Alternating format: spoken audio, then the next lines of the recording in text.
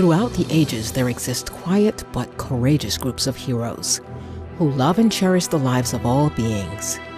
With their great compassion, these enlightened individuals have a clear-sighted understanding that, like human beings, animals are also sentient and are capable of feeling love, courage, protectiveness, pain, sorrow, and a range of other emotions. These individuals are heroes because they go against the current trends and social norm to live their lives as compassionate vegetarians. Their ideal is a noble one, and their compassion is truly admirable. Who are these heroes? They include past enlightened masters, yogis, spiritual leaders, scientists, artists, writers, celebrities, and other everyday fellow human beings. In admiration and gratitude, on our program we would like to honor these loving and compassionate vegetarian elite on behalf of our animal friends and co-inhabitants of our beautiful planet.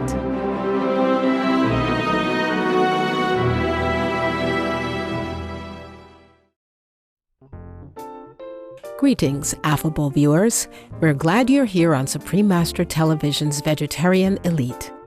We are rejoined by our guest, best-selling author, historian, philosopher, professor, and vegan raw foodist Rynn Berry. Last week, we learned how Mr. Berry became vegetarian in his teenage years after studying the writings of the world's brightest thinkers and vegetarian advocates like artist extraordinaire Leonardo da Vinci and Nobel laureate writer George Bernard Shaw. Mr. Berry cited from his scholarly studies why humans are designed for a plant-based diet and the detriments that meat consumption is having on our health and the well-being of our planet. On today's show, we will gain insights to some notable figures in our history who were also proponents for a cruelty-free lifestyle, citing from Mr. Berry's extensively researched, best-selling books. Well, it struck me at the time that I became a vegetarian that there was very little had been written on the history of the movement, and it's actually a very venerable movement that extends back thousands of years. And it starts with Pythagoras on the west. He founded the first vegetarian society, essentially, and members of the Pythagorean order had to take a vegetarian vow, and they were primarily a school of philosophy. In fact, Pythagoras coined the term philosophia, and they studied higher mathematics and geometry, and he found that eating a vegan diet, essentially a vegan diet, was conducive to higher thought. And he was also an ethical vegetarian who was opposed to the sacrifice of animals in the temples of ancient Greece. And then, of course, in Asia, the great sages of the axial age, like the Buddha and Mahavira, are profiled in here. And they led a movement against the eating of and sacrifice of animals in ancient India, China, and some of the American pioneers like Sylvester Graham and Bronson Alcott, who was the father of famous American author Louisa May Alcott. He started the first vegetarian vegan commune in Massachusetts early in the 19th century. And then Ben Franklin, one of the founding fathers, was a vegetarian. Wow. And writes about it in his autobiography. Mm-hmm. So it, even in the US, it goes back several hundred years. And then prior to that, there are many indigenous American tribes who were vegan, especially in the southwestern US. There were a number of agriculturalists and vegan groups among the American indigenous people. Mr. Rynn Berry drew upon his scholarly historical knowledge and his intrigue for the vegetarian movement that spanned several millennia to write the book, Food for the Gods, Vegetarianism and the World's Religions. Within the text are mentions of the world's prominent religions and their roots in vegetarianism, as well as interviews with religious leaders that offer honest glimpses into their lineage of practices. The culturally diverse recipes included in the book add a unique flavor to the publication. One reader called it a cookbook for the inquisitive mind. I learned that the founders of the world's great religions were vegans, and that prompted me to write this book, which is a study of veganism in the world's religions. The format of the book is it's divided into two sections. So the so-called ahimsa-based religions of Asia, which have as their first commandment ahimsa, which means non-violence to all living creatures, and followers of these religions, which include Taoism, Buddhism, Jainism, and Hinduism. They all adhere to the first commandment. And then I contrast those religions with the Western, or the Abrahamic religions. In my research, I discovered that originally even the Abrahamic religions were vegan. And there's an essay on each of the major religions, and each essay is followed by an interview with a vegan from each tradition. When we return after these short messages, Mr. Rynn Berry will shine some light on interesting practices from biblical times.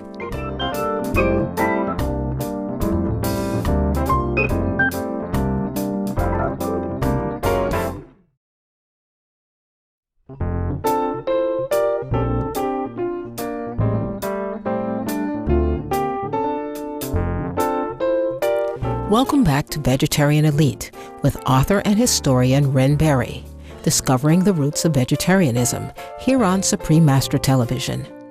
As we are in the midst of the Lenten season, vegetarianism becomes a more prevalent theme for Christmas around the world. Mr. Rynn Berry helps to explain the plant-based diet during Lord Jesus' time. Well,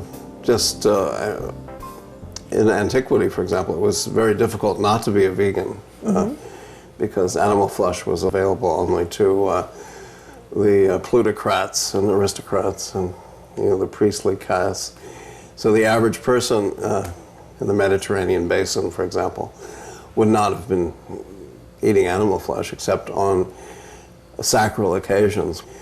So the great mass of people in antiquity were vegans. And Jesus belonged to a sect called the Essenes, or actually the Ebionites, which was a subsect of the Essenes, who were anti-sacrificial, and they were protesting the sacrifice of animals in the Jewish temple in Jerusalem. And he, in the Gospel of the Ebionites, and even in the Synoptics, you can find evidence of his anti-sacrificial views. And there's no evidence that he consumed animal flesh as a living, unresurrected being. And in the Gospel of the Ebionites, he said, "I have come to end the sacrifices, and if you do not desist from eating animal flesh, the wrath will not turn from you," which is taken as a prophecy that the second temple would perish, which it actually did, because they didn't stop sacrificing animals until the temple was destroyed. He went into the temple and liberated the animals and said, "Do not turn my Father's house into a meat market." Moreover, having studied and translated ancient scriptures from Greek and Latin, Mr. Berry helps to explain the original meanings of some familiar miracles in the Bible and their often misinterpreted symbolic significance. Well, even in the miracle, the so-called miracle of feeding of the multitudes, according to Irenaeus, who was one of the early church historians, there was no mention of fish in the earliest accounts of those miracles, as strictly bread. And I read Greek. I actually studied Greek in school, and I actually translated in the Gospel of John the passage which refers to the multiplying of loaves and fishes. And the word for fish is opsaria in Greek, of which the original meaning is a relish, like pickles and tahini and that sort of thing. And so it seems far likelier that he would have been multiplying relishes and bread rather than fish. So it's been mistranslated. So, you know, the word fish has been improperly imputed to the miracle, the account of John, which is considered to be the most faithful. It's a kind of a mystical interpretation, but, you know, when he was born, the equinoxes were precessing into the sign of Pisces, the fish. And so he was considered to be the fish man, the, you know, ichthus. So the symbol of the fish is associated with his ministry. Fishers of men, there's something like that. An immense amount of this fish symbolism associated with it. And then, of course, Christians who were a persecuted minority in ancient Rome, they used to signal each other in code by writing, you know, by forming the symbol of the fish on the walls. They would emblazon it on the walls of the houses and meeting places, and to indicate when and where they would be meeting. Besides unveiling history in his writings, instructing at New School University, and traveling the globe for international lectures, Mr. Rynn Berry occupies some of his time chairing various organizations. For his extensive studies, he was elected the Historical Advisor to the North American Vegetarian Society. I'm the Historical Advisor to the North American Vegetarian Society, and I'm on the advisory board of EarthSave, and I'm on the board of another group called the Meat-Free Zone, and they circulate this sort of a diploma to vegetarian restaurants that do not serve animal flesh. Interested in knowing which restaurants hold a Meat-Free Zone certificate? Visit www.meatfreezone.org for a worldwide listing. But if you're in New York, USA, consider picking up a copy of the best-selling restaurant guide, The Vegan Guide to New York City, written by Rynn Berry and co-authors Max Friedman and Dan Mills. This is The Vegan Guide to New York City, the first exclusively vegetarian guide on the planet. And it's in its 15th year now. When I first started it, it was just a pamphlet with just a handful of vegetarian and vegan restaurants, and now it's a voluminous quality paperback which boasts over 100 restaurants, exclusively vegetarian restaurants, in all 5 boroughs. And we have over a dozen raw food restaurants, raw food vegan restaurants. So it's amazing how it's grown in New York City alone. I can bear witness to the fact that it's flourishing, and new restaurants are opening every year, vegetarian restaurants. In the past decade alone, plant-based diets have made a triumphant return. People recognize the multitude of benefits simply by making changes to their eating habits.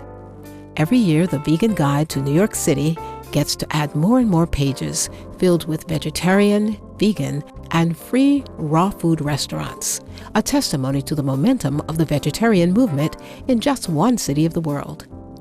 Mr. Berry rationalizes that animals are needlessly suffering to satisfy unnecessary dietary desires, while at the same time, consumers are suffering in health because of toxic animal foods. And the planet is in peril largely due to livestock raising. Since turning to the pure vegan diet, Mr. Rynn Berry has combined his affinity of history, writing, and the compassionate lifestyle to inspire many. He believes there is no higher calling than that of the vegetarian advocate. Anytime someone sits down to a vegetarian meal, of course animal lives are spared, so I like to think of this as being a form of direct action in which I can directly reduce the killing of animals by offering people the alternative of dining at a vegetarian restaurant, making them aware. Thank you for being our guest on this historical expedition to discover our ancient vegetarian roots with our guide, Mr. Rynn Berry. We extend our gratitude to Mr. Berry for spending his time and sharing his wisdom on what he calls the venerable movement of the vegetarian elites. And now, please stay with us for Between Master and Disciples, coming up next on Supreme Master Television. May the timeless teachings of benevolent sages help to illuminate your paths. We will see you again next weekend on Vegetarian Elite.